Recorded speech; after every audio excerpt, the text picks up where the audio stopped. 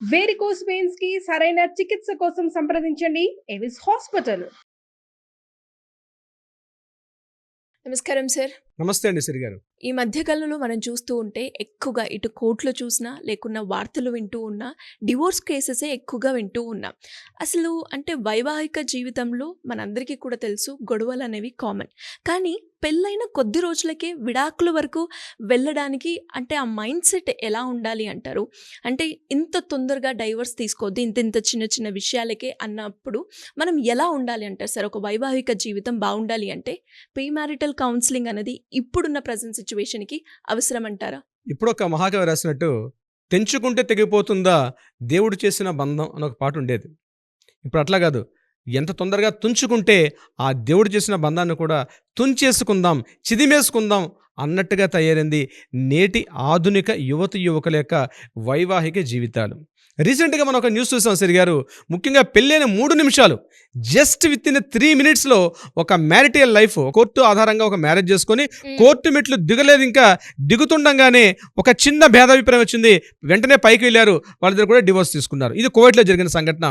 Social మీడియాలో ఇటీవల కాలంలో బాగా చక్కర్లు కొడుతుంది. మ్యారేజ్ చేసుకున్నారు కోర్టు హాల్లో మ్యారేజ్ చేసుకుని సబ్ రిజిస్ట్రార్ ముందు సైన్ చేసి కోర్టు మెట్లు దిగుతున్నారు. ఇంతలో ఈ అమ్మాయి తను వేసుకున్నటువంటి కాలి గౌను కాస్త మడత కాస్త అటు అవడం వల్ల తను స్లిప్ అయి కింద పడబోతుంటే ఆ పక్కన ఉన్న అబ్బాయి వెంటనే స్టూపిడ్ అని గట్టిగా తిట్టాడట.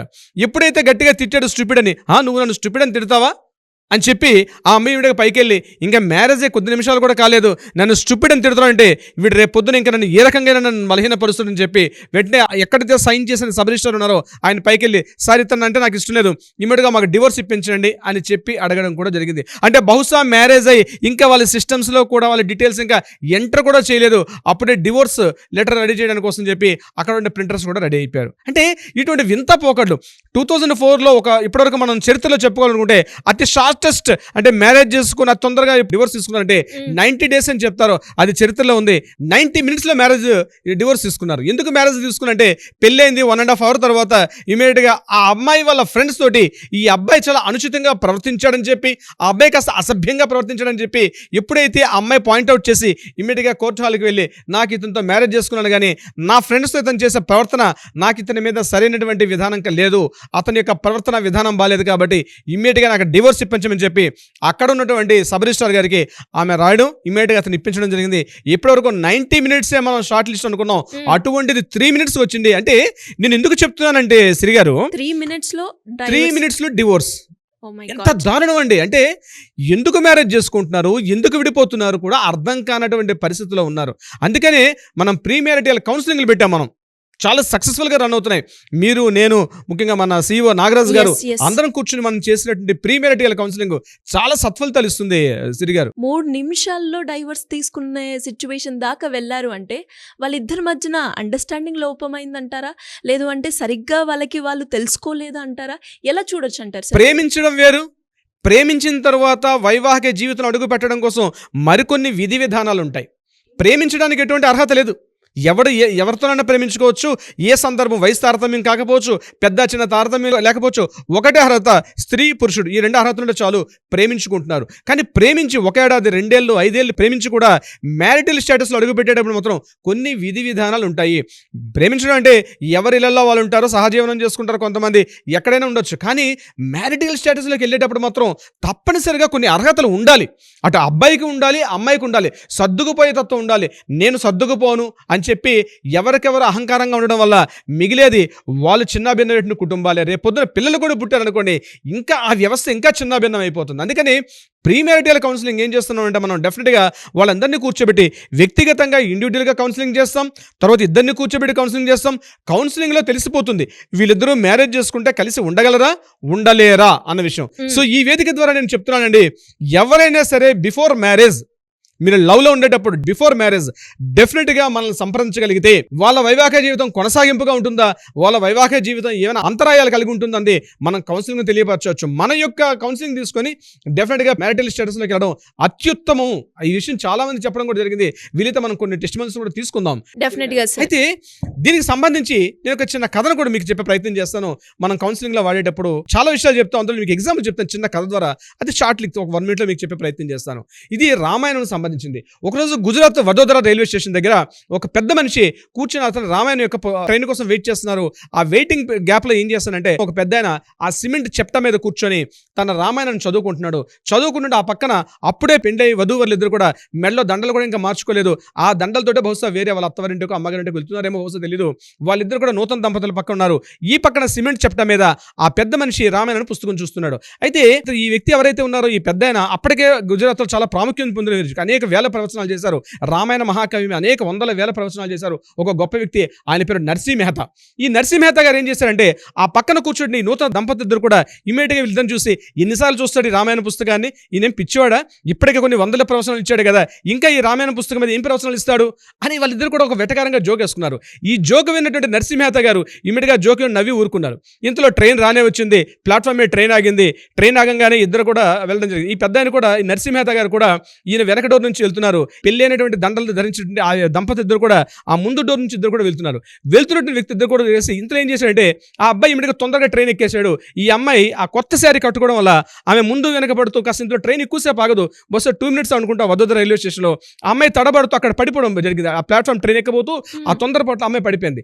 ఇమీడియట్గా ఆయన ఏం చేశాడంటే ఈ ముందు ట్రైన్ ఎక్కేటువంటి అబ్బాయి మ్యారేజ్ చేసుకుని అమ్మాయికి చేయి పట్టుకుని గుంజుకుంటూ లాక్కుండా ఉన్నాడు. సరే పక్కన ఉన్న వాళ్ళు సపోర్ట్ చేశారు. ఆ అమ్మాయిని ఆ ట్రైన్ ముందు డోర్ నుంచి లోపలికి ఎక్కించడం జరిగింది. లోపలికి వెళ్ళారు. ఈలోగా ట్రైన్ సర్దుకున్నారు. ఆ కంపార్ట్మెంట్లో ఇద్దరు దంపతులు కూర్చున్నారు. లక్కీగా ఈ దంపతుల సీటు పక్కనే ఆ నర్సీ మెహతా గారి సీటు కూడా కనిపించింది. నర్సీ మెహతా గారు తన యొక్క సాలును సర్దుకుంటూ ఆయన ఒక మాట అన్నారు. ఏం బాబు, నువ్వు నన్ను కామెంట్ చేసావు కదా అక్కడ ప్లాట్ఫామ్ నిలబడినప్పుడు, ఈ రామాయణ పుస్తకాన్ని ఎందుకు చదువుతానని చెప్పి, ఇందుకే చదవాలయ్యా అని చెప్పాడు. ఎందుకు సార్ అడిగాడు ఆయన. అంటే ఏం లేదయ్యా, రామాయణం పుస్తకం చేత తెలుస్తుంది తన భార్యని ఎలా చూసుకోవాలి అన్న విషయం మీద.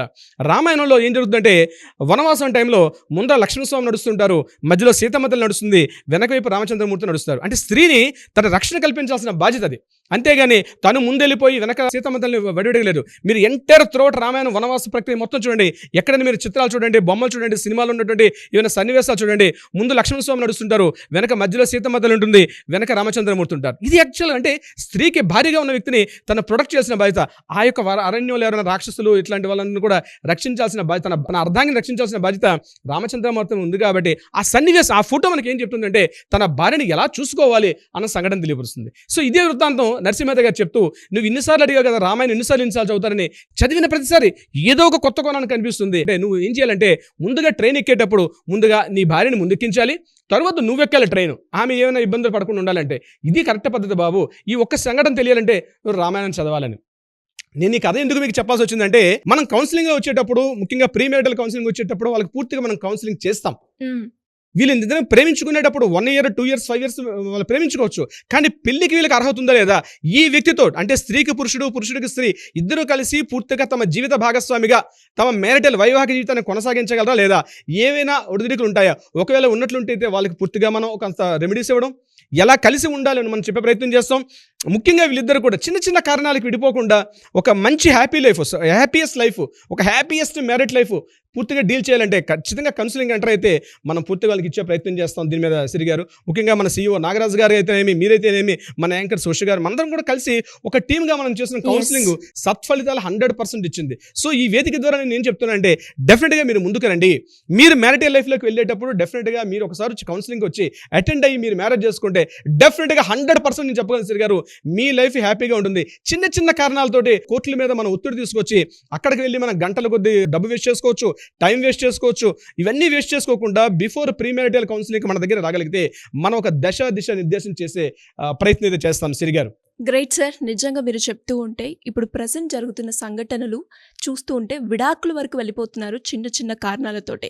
అంటే ఎవరైనా కూడా కొత్తగా పెళ్లి చేసుకునే వాళ్ళకి ప్రీ మ్యారిటల్ కౌన్సిలింగ్ అనేది చాలా అవసరం. బికాస్ వాళ్ళిద్దరి మధ్య ఒక అండర్స్టాండింగ్కి ఉండాలి అన్నా, లేదు వాళ్ళ జర్నీ చాలా స్మూత్గా వెళ్ళాలి, విడాకుల వైపు వెళ్లకుండా ఉండాలి అంటే ఖచ్చితంగా మీరు చెప్పినట్టుగా ప్రీ మ్యారిటల్ కౌన్సిలింగ్ అనేది చాలా అవసరం. సో అలా ఎవరైనా కూడా మిమ్మల్ని అప్రోచ్ అవ్వాలి అంటే ఏ విధంగా మిమ్మల్ని అప్రోచ్ అయ్యే ఛాన్స్ ఉందంటారు సార్? నైస్ క్వశ్చన్ సిరి గారు. ఇక్కడ కిందన ఏదైతే స్క్రోల్ అవుతుందో ఈ నెంబర్ కానీ కాంటాక్ట్ చేయగలిగితే మన లీగల్ టీం వాళ్ళకి అప్రోచ్ అవుతారు. డెఫినెట్గా వాళ్ళని మనకు టైం ఇస్తారు. ఆ టైం ఇచ్చినప్పుడు ఆ వ్యక్తిగతంగా వాళ్ళ పర్సనల్ ముందు ఫోన్ చేసి మాట్లాడండి. తర్వాత వ్యక్తిగతంగా వచ్చి మాట్లాడితే ఖచ్చితంగా వాళ్ళకి మనం కౌన్సిలింగ్ ఇచ్చి వాళ్ళ యొక్క మ్యారిటల్ లైఫ్ స్మూత్గా హ్యాపీగా ఉండే ప్రయత్నం అయితే మనం చేసే అవకాశం ఉంటుంది. అసలు వాళ్ళిద్దరు కలిసి చేసి ఉండగలుగుతారా లేదా అన్నది కూడా మనం చెప్తాం. ఎందుకంటే వ్యక్తిగతంగా ముందు కౌన్సిలింగ్ చేస్తాం, తర్వాత జాయింట్గా కూర్చొని కౌన్సిలింగ్ చేస్తాం. కాబట్టి వాళ్ళలో ఏమైనా మిస్టేక్స్ ఉంటే కూడా ముందే మనం కరెక్షన్ చేసుకునే అవకాశం ఉంటుంది. సో డెఫినెట్గా ఈ కింద కాంటాక్ట్ చేస్తున్న నెంబర్ కానీ కాంటాక్ట్ చేయగలిగితే ఒక మంచి లైఫ్ని డీల్ చేస్తారు. ఈ నెంబర్ మీ లైఫ్ని కూడా మార్చే అవకాశం కూడా ఉంటుంది సిరి గారు. డెఫినెట్గా sir. Thank you so much. Thank you so much Siri garu. Suman టీవీలో మీ పర్సనల్ అండ్ బిజినెస్ ప్రమోషన్స్ కోసం కింది నెంబర్కి కాంటాక్ట్ చేయండి.